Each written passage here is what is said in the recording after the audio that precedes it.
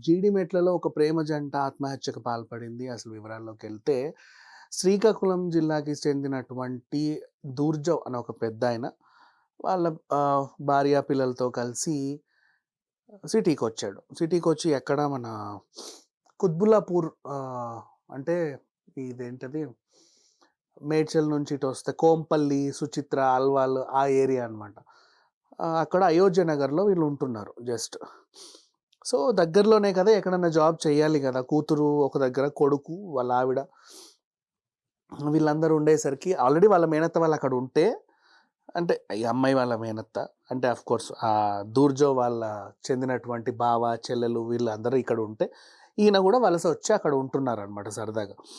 Next ఎవరి పనిలోకి వాళ్ళ విధులకు వెళ్ళగా, ఈ అమ్మాయి అక్కడ దగ్గరలో పీఎస్‌కే సూపర్ మార్కెట్ అని ఒకటుంది. అక్కడే సుచిత్రాలో. చిన్న సూపర్ మార్కెట్ మామూలుగా ఒక ప్రైవేట్ సూపర్ మార్కెట్. దీంట్లో అమ్మాయి ఆహ్, జాబ్‌కి చేరింది. అఖిల పాప పేరు. అఖిల ఉద్యోగానికి చేరింది. అండ్ అక్కడ ఆహ్, ఇంకో అబ్బాయిని ఇష్టపడింది. వీళ్ళిద్దరూ కొన్నాళ్ళు బానే ఉన్నారు. అంతా ఆహ్, ఉండేసరికి ప్రేమలో పడ్డారు. అండ్ ఈ విషయం ఇంట్లో వాళ్ళకి కొంచెం తెలిసింది ఏదో రకంగా.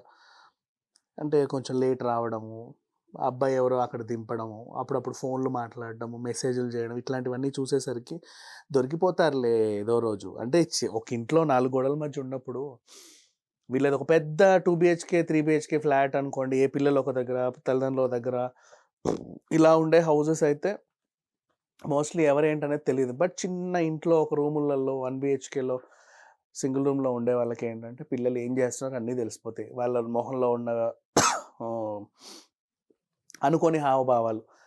టైం గాని టైంలో నవ్వడాలు, ఎగిరెగిరి పడ్డాలు, జోకులకి స్పందించకపోవడాలు, ఇంకేవేవేవో ఉంటాయి వ్యవహారాలు. ఇవన్నీ చూసి ఇంట్లో పసిగట్టేశారు. మొత్తానికైతే 4 కాళ్ళు విరగ్గొట్టేసి, అక్కడ జాబ్ మాన్పించేసి ఏం చేశారు, ఇంకొక దగ్గర పనికి చేకూర్చారు. కాకపోతే ఈ అమ్మాయి పని చేసేటప్పుడు వీళ్ళిద్దరి ప్రేమ వ్యవహారం అక్కడ మాటలో ఉండే ఇంకా వేరే ఫ్రెండ్స్‌కి గూడా చెప్తా ఉంటారు గదా! సరదాగా. అలా తెలుసు ఇంకో అబ్బాయికి గూడా తెలుసు. అండ్ ఈ అమ్మాయి ఏం చేసింది, ఆ అబ్బాయికి కాల్ చేసి, "ఇట్లా నన్ను, మా వోడిని దూరం చేశారు. నా వల్ల అవ్వట్లేదు. నేను చనిపోవాలనుకుంటున్నాను" అని చెప్పేసి ఫ్రెండ్‌కి ఎవరికో చెప్పింది. ఆ ఫ్రెండ్ ఇందులో పాత పీఎస్‌కే మాల్‌లో అంటే ఈమె ఆల్రెడీ 3 నెలలయింది అందులో మానేసి. కానీ స్నేహం కంటిన్యూ అవుతా ఉంటది గదా! ఆ స్నేహితుడికి కాల్ చేసి చెప్పింది. ఆ స్నేహితుడు ఈ అమ్మాయి వాళ్ళ తమ్ముడికి కాల్ చేసి, "మీ అక్క ఇంట్లో ఉందో లేదో ఒకసారి చూసుకోవా అర్జెంట్‌గా ఎళ్ళు నాకిలా చెప్పింది" అంటే, తను వాళ్ళ మేనత్తని తీసుకొని అక్కడికెళ్ళి చూడగా, ఈ అమ్మాయి ఆల్రెడీ బ్లేడ్‌తో చెయ్యి కోసుకొని, ఫ్యాన్‌కి ఉరేసుకొని చనిపోయింది. కిందకి దించేలోపే ఆల్మోస్ట్ అయిపోయింది. అమ్మాయి చనిపోయింది. అండ్ ఇక వీళ్ళేం చేయలేని పరిస్థితి. నెక్స్ట్ మరోవైపు భువనగిరిలో అబ్బాయి.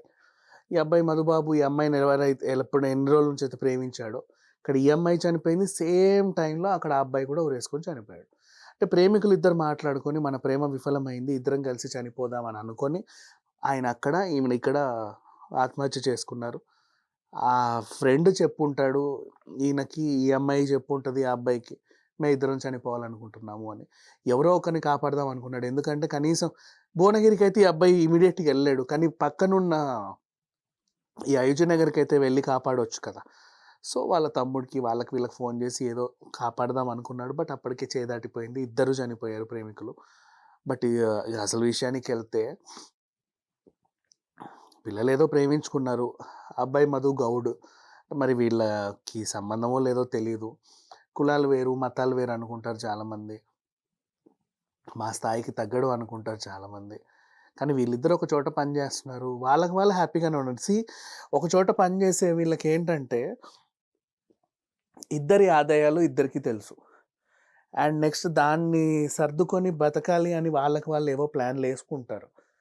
ఫ్యూచర్‌లో గూడా ఇంకేమైనా పిల్లలుంటే ఇంకేం జేయాలి, అవేం చేయాలి అని వాళ్ళు అనుకుంటారు కొన్ని సార్లు ప్రేమలో ఉన్నప్పుడు. ఆహ్, కుదిరితే ఇచ్చి పెళ్లి చేయాల్సిందే. ఎందుకంటే ఆ పిల్ల సంతోషంగా ఉండడంలో అంతకు మించి వీళ్ళకి ఎప్పుడైనా ఎవరో ఒకరు చేసుకోవాలి గదా! వీళ్ళొద్దన్న అబ్బాయి తరఫునోళ్ళు పెద్ద కట్నం గూడా అడిగే విషయం గూడా కాదు. ఇంకా వేధింపులుంటాయి. కట్న వేధింపులు. ఇద్దరూ అండర్‌స్టాండింగ్‌లో ఉన్నప్పుడు అంగీకరిస్తే అయిపోయేది. బట్ ఇప్పుడు అటు అబ్బాయి దక్కలేదు, ఇటు అమ్మాయి దక్కలేదు. ఆహ్, మొత్తం ఆహ్, అంటే ఈ బాధని ఎట్లా వర్ణించాలో గూడా తెలీదు. సో, అప్పుడప్పుడు అనిపిస్తది క్షణికావేశంలో చేసే చిన్న చిన్న తప్పులేంటంటే, ఆ పిల్లలకి మనసు లోపలికి చొచ్చుకొని పోయి, వీళ్ళకి బాగా స్ట్రిక్ట్‌గా కంట్రోల్ చేస్తున్నాం అనుకుంటారే గానీ, వీళ్ళు శాసిస్తున్నారు వాళ్ళ జీవితాన్నని వాళ్ళకి తెలియట్ల. కంట్రోల్ చేయడం వేరు, శాసించడం వేరు. వాళ్ళ ప్రైవసీకి భంగం కలిగించి, ప్రతి నిమిషం వాళ్ళని కంటికి కనిపెట్టుకుంటా ఉంటూ, ఎందుకు మాకీ జీవితం అవసరమా అనిపించే అంతగా విరక్తి చెందేలా చేసి సైడ్‌కి తప్పుకుంటారు. కానీ వాళ్ళు చనిపోయారు.